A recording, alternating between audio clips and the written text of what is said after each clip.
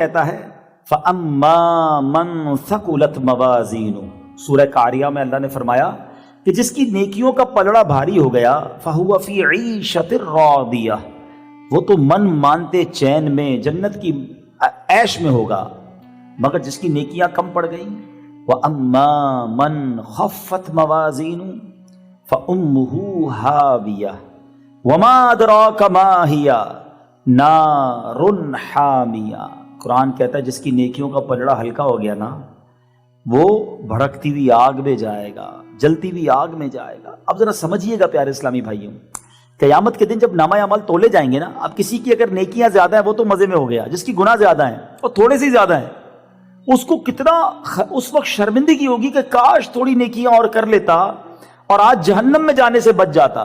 ایسا بھی ہوگا کہ کسی کی ایک نیکی کم ہوگی، کسی کا ایک گناہ زیادہ ہوگا، کوئی کسی کی قیامت کے دن مدد نہیں۔ اب بتاؤ کتنی شرمندگی اور کتنا افسوس ہوگا کہ کچھ درود پاک، کچھ نوافل، کچھ تلاوت کر لیتا۔ تو اب اس کا مطلب یہ ہوا کہ یہ دو پلڑے ہیں، نیکیوں کا بھاری ہو گیا تو بیڑا پار ہو جائے گا۔ اب سچ بتاؤ اپنی اپنی زندگی کے بارے میں اگر ہم سوچیں تو ہمارا تو گناہوں کا پلڑا ہی بھاری ہے، اتنے گناہ ہیں، تو کیا کریں، کیا طریقہ ہے؟ اب ذرا دوبارہ حدیث سنو، روایتوں کا مضمون ہے کہ ایک بار درود پڑھنے والے کے نامہ اعمال میں 10 نیکیاں لکھی جاتی ہیں اور 10 گناہ معاف کر دیے جاتے ہیں۔ اب سمجھ رہے ہو بات کو کہ یہ آپ کے میزان عمل کو بیلنس کرنے والا وظیفہ ہے۔ نیکیوں کا پلڑا بھاری کر رہا ہے، گناہوں کا پلڑا ہلکا کر رہا ہے۔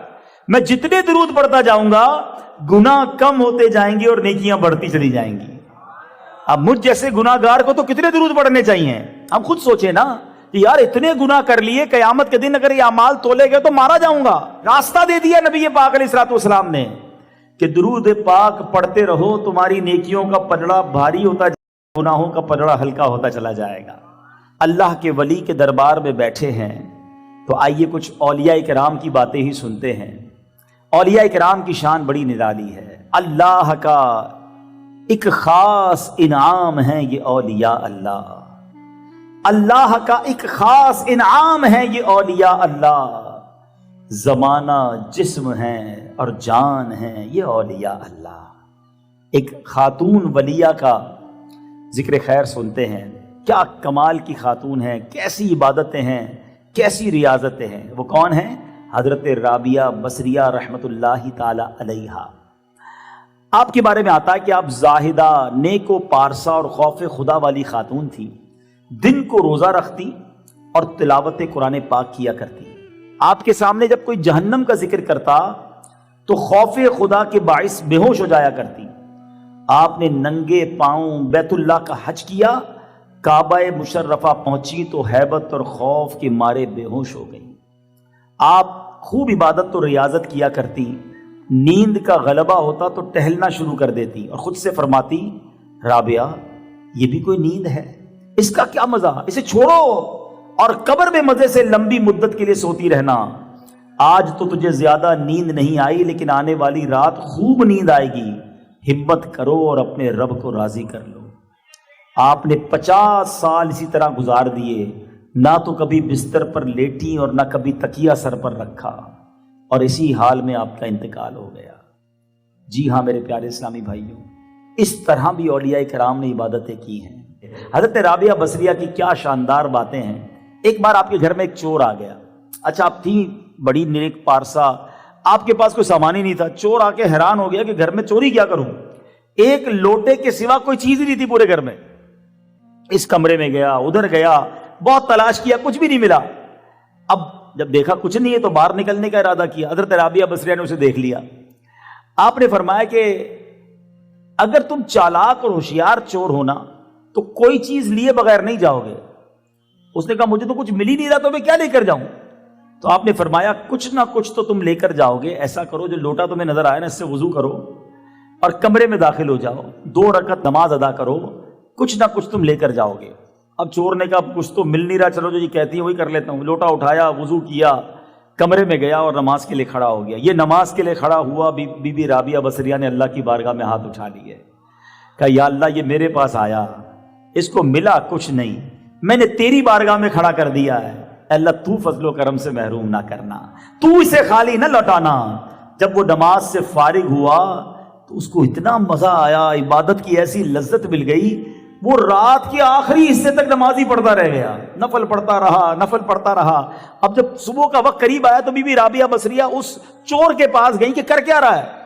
تو وہ سجدے کے اندر اپنے آپ کو ہی ڈانٹ رہا ہے، اپنے نفس کو ڈانٹ رہا ہے، یعنی اس مرتبے پر پہنچ گیا کہ اپنا احتساب کرنا شروع کر دیا کہ اے نفس، کہ میرا رب کریم جب تجھ سے پوچھے گا کیا تجھے حیا نہ آئی کہ تو میری نافرمانی کرتا رہا، میری مخلوق سے گناہ چھپاتا رہا، اب گناہوں کی گٹھڑی لے کر میری بارگاہ میں آیا ہے، جب وہ مجھ پر غضب کرے گا اور اپنی بارگاہ رحمت سے دور کر دے گا تو میں کیا جواب دوں گا؟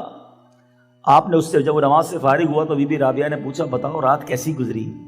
تو کہتے خیریت سے گزری، عاجزی اور انکساری کے ساتھ میں اپنے رب کریم کی بارگاہ میں کھڑا رہا، اس نے میرے ٹیڑھے پن کو درست کر دیا، میرا عذر قبول فرما لیا، میرے گناہوں کو بخش دیا اور مجھے میرے مطلوب و مقصود تک پہنچا دیا۔ پھر وہ شخص چہرے پہ حیران و پریشانی کے آثار لیے چلا گیا۔ اب سنو پیارے اسلامی بھائیوں، اب جو اگلا پیراگراف ہے نا، اللہ اکبر، یہ بڑوں کی بڑی باتیں ہیں۔ حضرت رابعہ بصریہ نے اب اللہ کی بارگاہ میں پتہ ہے کیا کہا؟ پھر آپ اٹھائے کہ یا اللہ، یہ شخص تیری بارگاہ میں ایک گھڑی کھڑا ہوا، تو نے اسے قبول کر لیا، میں تو کب سے تیری بارگاہ میں کھڑی ہوں، کیا تو نے مجھے بھی قبول کیا یا نہیں؟ یا اللہ میں بھی تو تیری بندی ہوں۔ یعنی یہ نہیں کہ اپنا کمال سمجھا، آپ کہہ رہی مولا اس کو تو نے قبول کر لیا، میں تو بہت عرصے سے تیری عبادت کر رہی ہوں، مولا مجھے بھی تو قبول فرما لے۔ اب غیب سے آواز آئی، اے رابعہ ہم نے اسے تیری وجہ سے ہی قبول کیا ہے، تیری وجہ سے ہی اپنا قرب عطا فرمایا ہے۔ ہائے ہائے ہائے، یہ ہوتے ہیں اولیاء کرام، چور آئے نا اس کو ولی بنا دیتے ہیں۔ نگاہ ولی میں وہ تاثیر دیکھی، نگاہ ولی میں وہ تاثیر دیکھی، بدلتی ہزاروں کی تقدیر دیکھی۔ اے میرے پیارے اسلامی بھائیوں، اولیاء کرام وہ مقدس ترین ہستیاں ہیں جن پر پہاڑ سلامتی بھیجتے ہیں۔ اولیاء کرام سے وحشی جانور مانوس ہوتے ہیں، اولیاء کرام سے جانور برکت حاصل کرتے ہیں، اولیاء کرام سے درخت بھی قرب پاتے ہیں۔ شیطان اولیاء کرام کے قریب نہیں جاتا، اولیاء کرام دنیا کے خزانوں کی طرف آنکھ اٹھا کر بھی نہیں دیکھتے۔ جن پہاڑوں پر اولیاء کرام کے قدم پڑ جاتے ہیں وہ پہاڑ فخر کیا کرتے ہیں۔ اولیاء کرام جب دنیا سے تشریف لے جاتے ہیں تو اہل دنیا ان کی جدائی پر غمگین ہوتے ہیں۔ اولیاء کرام جنت کے محلات میں رہیں گے، اولیاء کرام جنت کے باغات میں سیر کریں گے، اولیاء کرام جنت کی عمدہ سواریوں پر سوار ہوں گے، اولیاء کرام جنت میں اللہ کے کلام کو سنیں گے اور ان کے دیدار سے بھی مشرف ہوں گے۔ اللہ اکبر، یہ مبارک ہستیاں ہیں۔ اے میرے پیارے اسلامی بھائیوں، اسی طرح ایک اور بڑا کمال کا واقعہ حضرت بہلول دانا کا بھی سن لو، کیونکہ ہوا یہ تھا کہ خلیفہ ہارون رشید، ٹھیک ہے، اچھا دیکھیں اولیاء کرام سے جو فیضان لینا ہے نا، اس کے لیے ایک چیز بڑی ضروری ہے اور وہ ہے یقین۔ اچھا یہ یقین ہر جگہ ضروری ہے۔ دعا، ہم دعا کرتے ہیں نا، دعا میں بھی یقین ضروری ہے، یاد رکھیں۔ کچھ لوگ دعا کرتے ہیں ان کو یقین نہیں ہوتا، چلو کر لیتے ہیں یار قبول ہوگی کہ نہیں، ان کی دعا قبول نہیں ہوگی۔ کتابوں میں لکھا کہ جس کے دل میں اللہ پر ہی بھروسہ نہیں ہے اس کی دعا کیا قبول ہوگی؟ اب زبیدہ خاتون کون تھی؟ زبیدہ خاتون جو ہے وہ ہارون رشید کی زوجہ تھی، خلیفہ وقت کی زوجہ تھی، آج کے زمانے کی ملکہ سمجھ لیں۔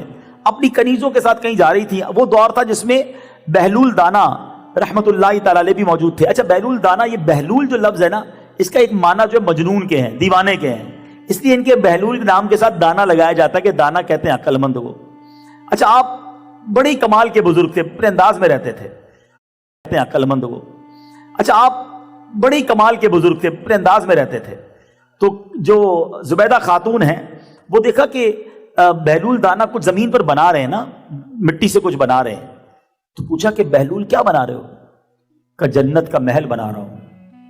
زبیدہ خاتون نے سوال کیا کیا جنت کا یہ محل مجھے فروخت کریں گے، مجھے بیچیں گے؟ ارشاد فرمایا ضرور بیچوں گا۔ زبیدہ خاتون نے کہا حضور پھر اس کی قیمت کیا ہے؟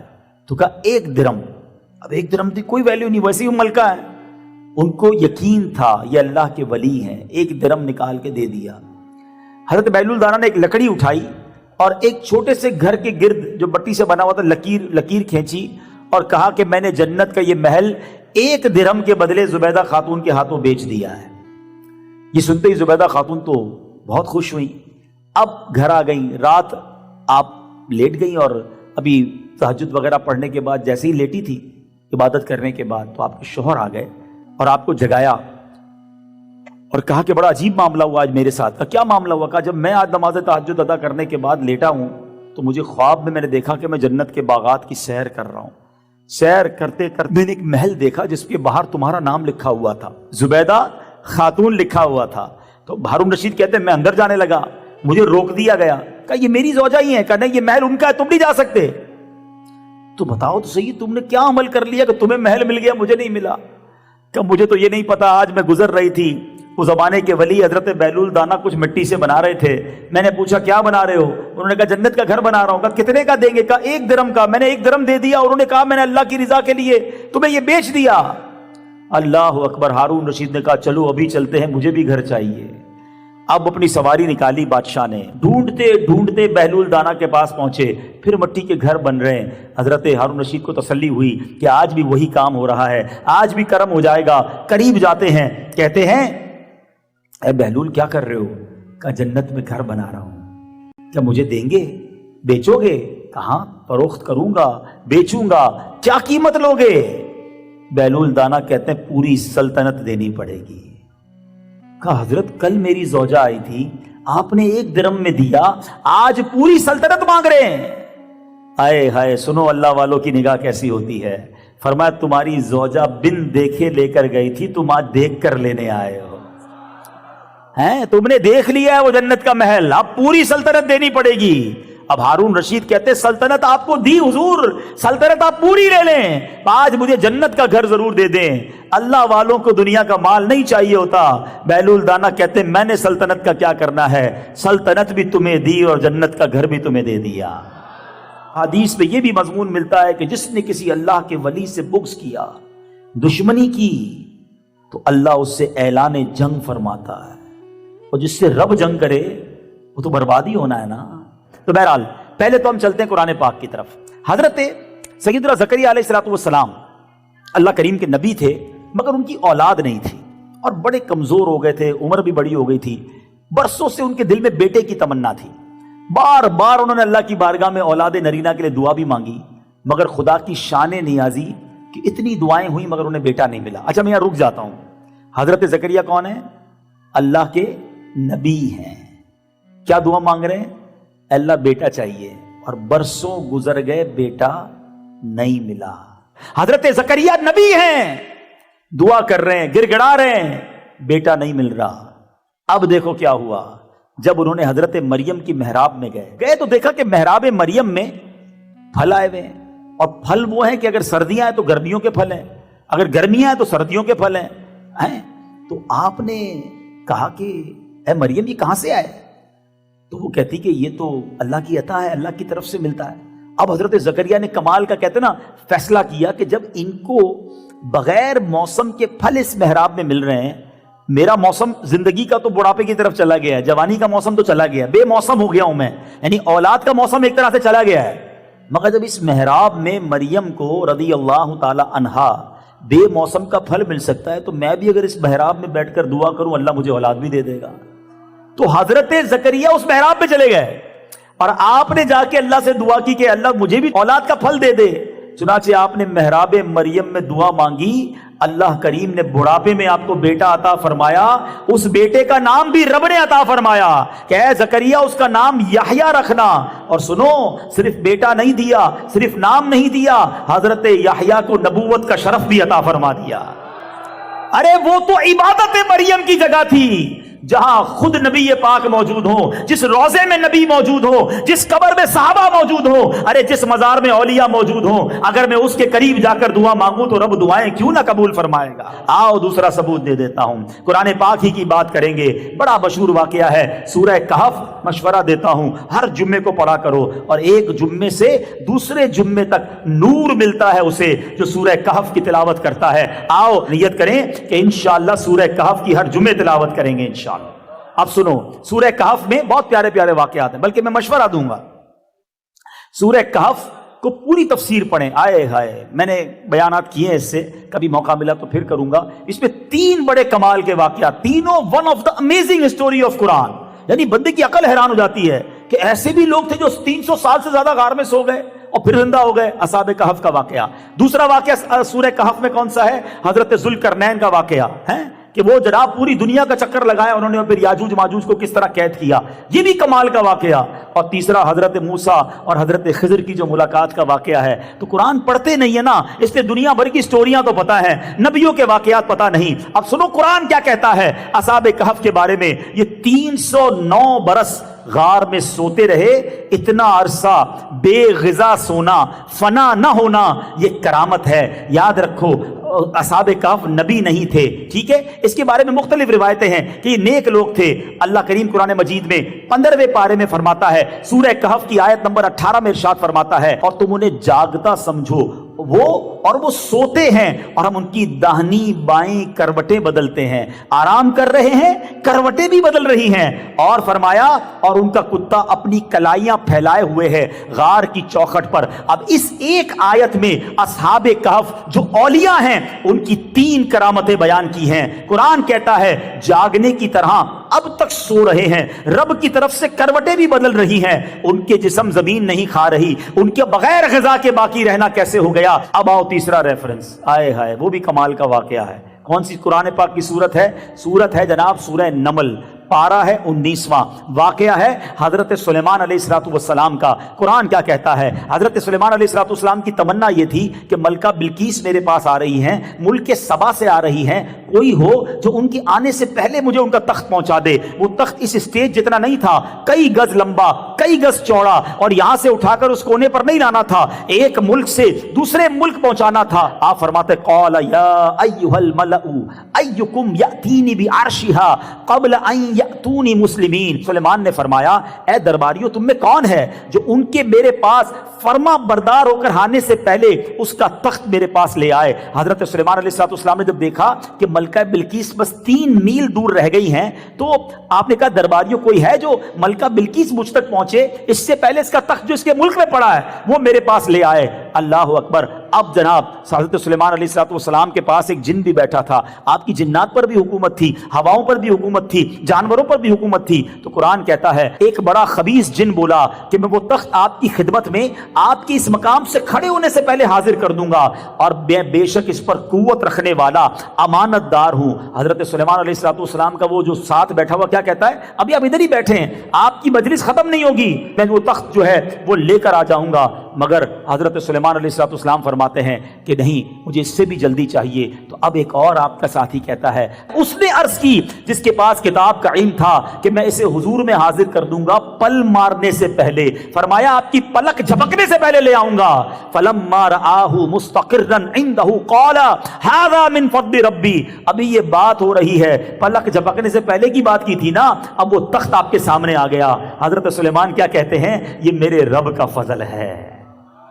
आए हाय, ये बात भी बताता हूं कि ये क्यों कहा, लियब्लुवनी अशकुरु अम अकफुर, ताकि वो मुझे आजमाए कि मैं शुक्र करता हूं या ना शुक्री। वमन शकर फइन्नमा यशकुरु लिनफ्सी। फरमाया और जो शुक्र करे तो वो अपनी जात के लिए ही शुक्र करता है। वमन कफर फइन्न रब्बी गनियुन करीम, और जो ना शुक्री करता है तो मेरा रब बेपरवाह है, करम फरमाने वाला है। ऐ मेरे प्यारे इस्लामी भाइयों, अब मुझे बताओ, हजरत सुलेमान अल्लाह के नबी हैं, वो बंदा जो हजरत सुलेमान के पास बैठा था, कुरान कहता है उसके पास अल्लाह के नाम का इल्म था, किताब का इल्म था। मुफस्सिरीन कहते हैं उसको इस्मे आजम का इल्म आता था, रब के नाम का इल्म आता था। आसिफ बिन बरखिया उसका नाम था रहमतुल्लाहि ताला अलैह। वो हजरत सुलेमान के उम्मती थे, गोया उनकी उम्मत के वली थे। उन्होंने कहा हजरत आप हुक्म करें, आपकी पलक झपकने से पहले वो तख्त आपके सामने होगा। और ऐसा ही हुआ, तख्त आपके सामने आ गया।